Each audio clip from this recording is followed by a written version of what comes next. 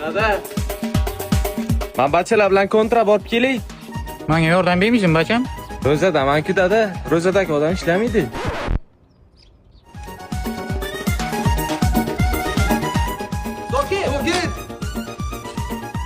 O ketdi kontrga. Ha.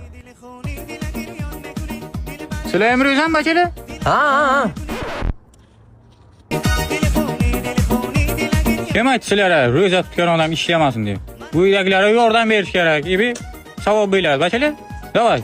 İftorlik mendan bugun. Hamsa?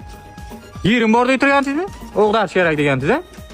3 ta ishchi bor. 3 ta. Suyutig'i 180 mingdan. Faqat pulini men bilan gaplashasiz. Aytgan bo'lsang kelmaydik yoningga. Hay masalalarga keldim. Og'a chiqmaykan nima aytmaysan?